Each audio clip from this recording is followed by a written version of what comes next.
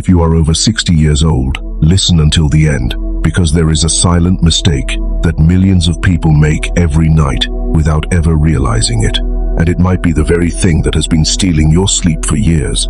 It's not your mattress, it's not your age, it's not even your body. It's something far more subtle, something that 7 ancient teachings can dissolve, one by one, before the night falls. Passed down for centuries, by monks who lived, who suffered, and who found peace before they passed. And the 7th, the one I'm saving for the end, is the one that most people discover too late. Stay until the end, because tonight could be the first night you finally sleep with a lighter heart. My name is Dolma, and on this channel, Buddhist Wisdom, we don't talk about religion, we talk about wisdom, the kind that travels through time, the kind that Buddhist monks have whispered for generations, to those who are finally seeking calm.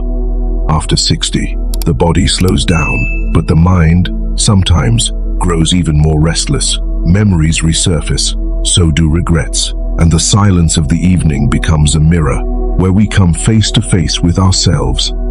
What you're about to discover today, these are not theories, these are real practices used in monasteries to calm the mind before sleep. 7 teachings, each one deeper than the last.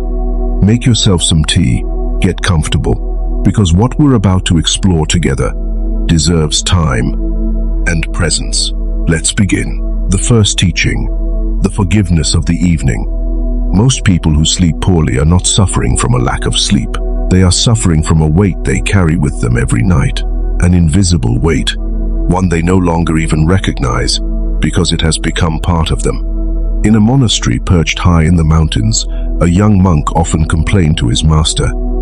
He said his heart felt heavy, without ever understanding why. One morning, the old master handed him a small cloth sack and a stone. He said simply, "Every time someone hurts you, and you choose to hold on to that hurt, put a stone in this sack and carry it with you everywhere you go." The young monk found the idea strange, but he obeyed. The first week, the sack held only 2 or 3 stones. He carried it without even noticing, but the weeks passed. A brother at the monastery had criticized him unfairly. A stone, a visitor had mocked him. Another stone, an old memory, a betrayal from his youth, resurfaced. Yet another stone. After a few months, the sack had grown so heavy that the young monk struggled to climb the temple steps each evening. His shoulders ached, his back began to hunch. He slept poorly, exhausted, never realizing that he himself was adding to this burden, day after day. One evening, at the end of his strength, he set the sack down in front of his master and asked, "How can I keep moving forward with a weight like this?" The old master smiled and said, "You can't. No one can. This sack, life didn't force it on you. You chose, every single day, to add a stone instead of setting one down." This story teaches us something essential. It is not the wound itself that exhausts us. It is the choice, repeated every evening, to keep carrying it. At 60, many of us carry grudges that go back 30, 40 years. A parent who never loved us the way we hoped. A friend who betrayed us, a partner who left without explanation. And every evening, without even realizing it, we add one more stone to this invisible sack. We carry it into our bed, into our sleep, into our bodies, which end up feeling the weight of it. The forgiveness of the evening is not an act of weakness, it's an act of courage, because it requires acknowledging that we suffered, without continuing to feed that suffering, night after night. Here's how to practice this tonight. Sit for a few minutes before going to bed. Close your eyes. Think of a specific stone you've been carrying for a long time. A person, a memory, a wound. Don't try to excuse what was done to you. That's not the point. Simply say, inwardly, what you did hurt me. But tonight, I choose to set this stone down. I release you, and I release myself with you. Repeat this phrase 3 times, slowly. You may not feel anything the first time. That's normal. Forgiveness isn't a switch you flip. It's a stone you set down, one at a time, night after night. If this first teaching has already touched you, this is the moment to subscribe to Buddhist wisdom. It costs you nothing, but it allows these teachings to keep reaching other hearts. just like yours. But this first teaching is only a doorway. What comes next touches something far deeper. The second teaching, the four-wall breath. Why is it that some nights, despite the exhaustion, the body refuses to settle down? That's the question a young monk once asked himself, unable to find sleep despite years of practice. His master answered him one day, simply, "You breathe as if you were still running from something. Learn to breathe as if you had already arrived." In certain Tibetan monasteries, a simple exercise has been practiced for centuries before sleep. You inhale, counting 4 seconds. You hold your breath, 4 seconds. You exhale, 4 seconds. And you wait 4 seconds before starting again. 4 times, no more. This rhythm calms the body because it forces it to slow down. Short, rapid breathing keeps the body in a state of alertness. Slow breathing, on the other hand, tells it that it's time to rest. Zen tradition didn't need scientific language to explain this. It had simply observed, century after century, that this rhythm calmed the mind before sleep. Here is the exercise, step by step. Lie down comfortably. Place one hand on your stomach. Breathe in slowly through your nose, counting to 4. 1, 2, 3, 4. Hold your breath. 1, 2, 3, 4. Breathe out slowly through your mouth. 1, 2, 3, 4. Stay still, lungs empty. 1, 2, 3, 4. Repeat this cycle 4 times. There's an image often used in monasteries to describe a restless mind. They compare our thoughts to a glass of murky water that keeps being stirred. As long as you keep stirring it, the water stays cloudy. But if you set the glass down, without touching it, the mud eventually settles to the bottom, and the water becomes clear again. The four-wall breath is setting the glass down. It's not about forcing calm, it's simply about no longer stirring. And yet, this is only a tool for the body. What comes next speaks directly to the soul. The third teaching, the list of 3 graces. A piece of Buddhist wisdom reminds us of this. Whoever never pauses to notice what they already have will spend their life chasing what they lack. Every evening, before sleep, in the monasteries, one does not count their problems. One counts their graces. 3 things, no more.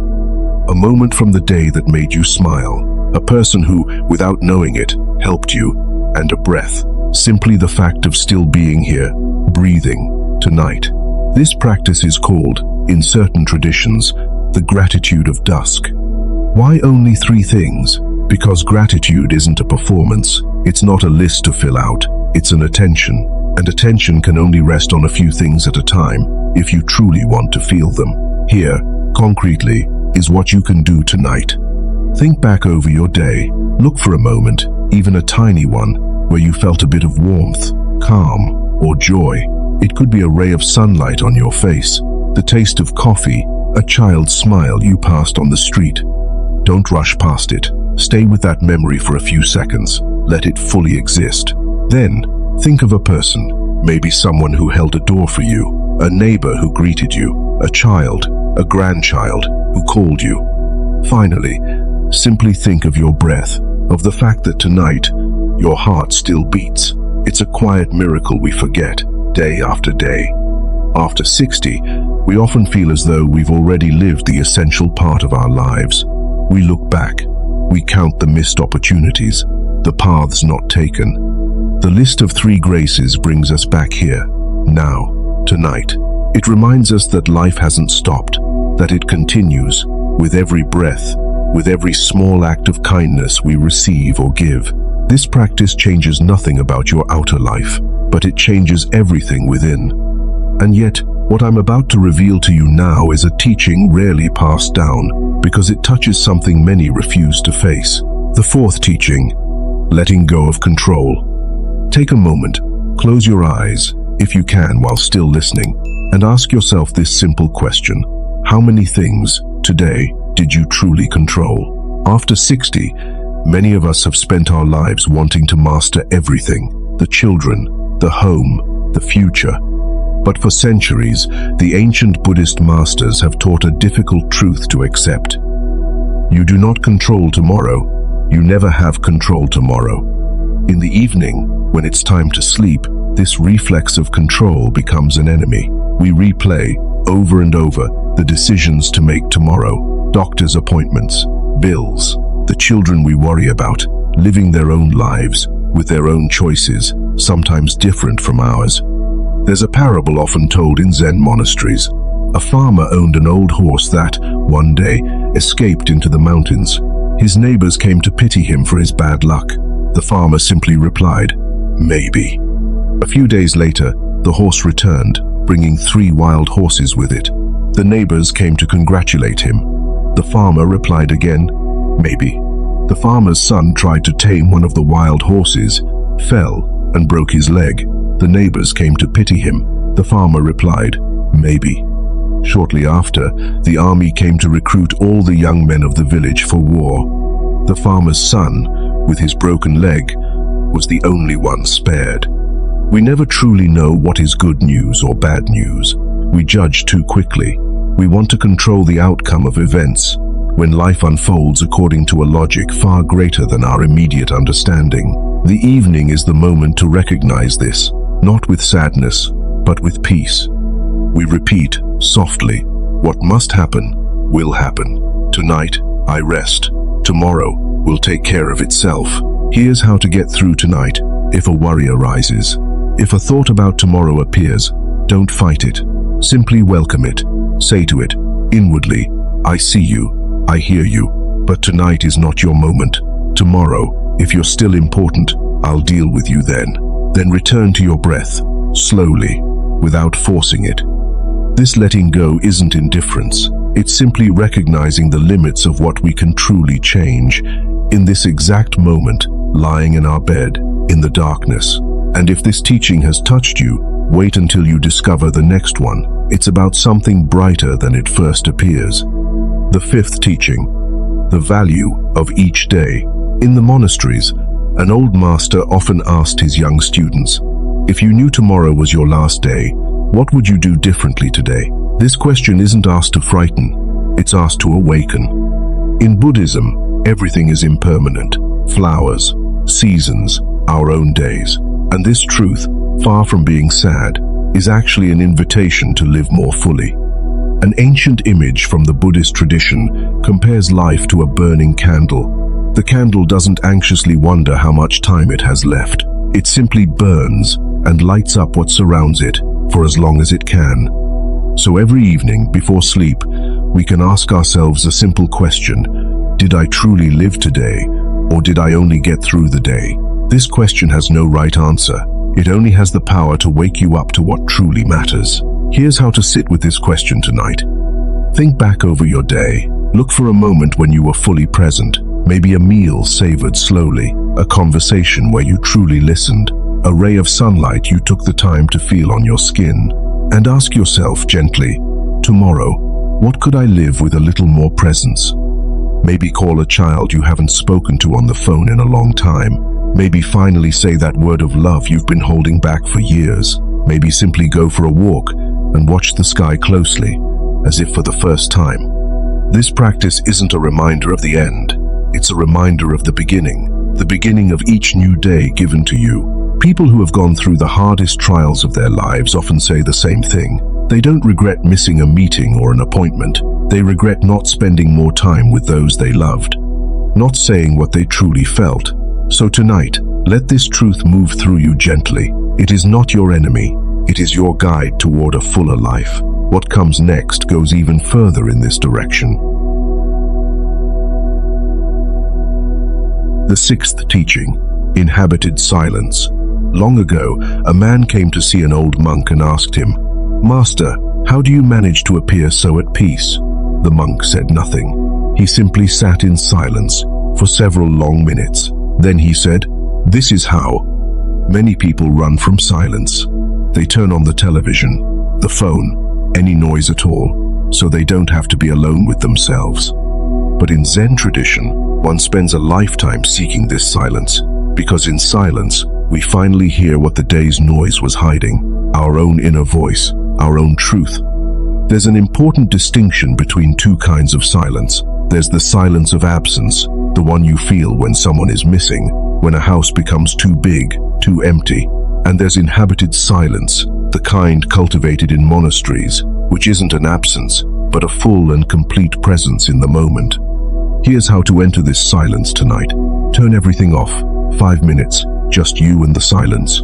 At first, it may feel uncomfortable. Thoughts will surface. Don't fight them. Let them pass, like clouds in the sky. They come, they go. You don't have to follow them. Then, gradually, this silence will become a refuge. A complementary practice, passed down for centuries, is to bring your attention to the quietest sounds around you. The ticking of a clock, the rustling of wind outside, your own breath. This attention to small sounds gently brings us back into the present moment. After 60, many people live alone, or find themselves with more silence than before, since the children have left home, since a partner has passed. This silence can feel like a punishment, like a painful emptiness.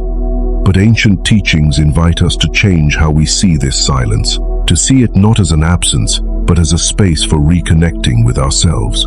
This silence is not your enemy. It may be, for the first time in a long while, your most faithful companion. And now, the teaching I promised you at the very start of this video. The one most people discover only at the end of their lives. But you are going to receive it today. The 7th teaching. Unconditional love for oneself. I want to share something with you. Many Buddhist masters consider this to be one of the hardest teachings to live by, because it isn't directed at others, it's directed at ourselves. After 60, so many people still carry the weight of their past mistakes, a failed marriage, a child they never knew how to talk to, a career they wish had gone differently. In the monasteries, it is taught that the final, most difficult step is to forgive oneself.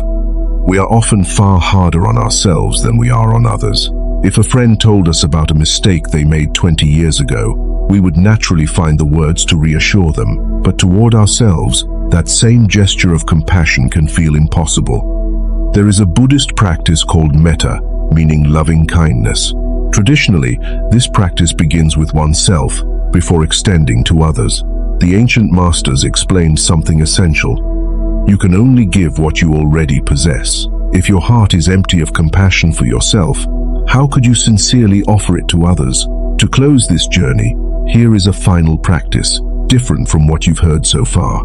Take a small object nearby, a cup, a stone, a photograph, anything within reach. Hold it gently in your hands. As you hold it, let it represent something you've been holding onto against yourself, a mistake, a regret, a version of yourself you've judged too harshly. Now, slowly, set that object down, not by throwing it away, simply by placing it down, with care, as you would something precious. And as you set it down, say quietly, I did what I could, with what I knew, at the time. Tonight, I set this down, and I let myself begin again. Many of us, looking back on our lives, judge our past decisions with the knowledge and maturity we hold today. We say, I should have known better, but the truth is, we didn't know. We made those decisions with the tools, the wounds, and the understanding we had at that exact moment. Forgiving yourself isn't denying the pain you may have caused. It's recognizing that, at that moment, you were a limited human being, doing the best you could with what you had. Tonight, and every night from now on, try this practice. Not only for one old mistake, but for all the ones that still weigh on you. Hold something in your hands, set it down gently, and give yourself, at last, the same kindness you would give without hesitation to someone you love. Those are the 7 teachings. The forgiveness of the evening, the 4-wall breath, the gratitude of dusk, letting go of control, the value of each day, inhabited silence, and unconditional love for oneself. You don't need to apply all of them tonight. Start with just one, the one that resonated with you the most. Maybe you'll come back to this video tomorrow night, and the night after, to go deeper into another teaching. That's how wisdom works. It doesn't settle in overnight. It's cultivated, slowly, like a garden. If you've stayed until now, it's because your heart needed to hear these words. So before you leave this video, take 10 seconds, just 10 seconds. Write, in the comments, "I set it down tonight." Those aren't just words. They might be the first act of gentleness you've offered yourself in a long time. I will personally read the first comments, and I want to know that you're here, tonight, choosing, a little more peace. And if this video has done you some good, share it with someone who might need it tonight. And now, close your eyes, breathe slowly, and let this night welcome you in peace.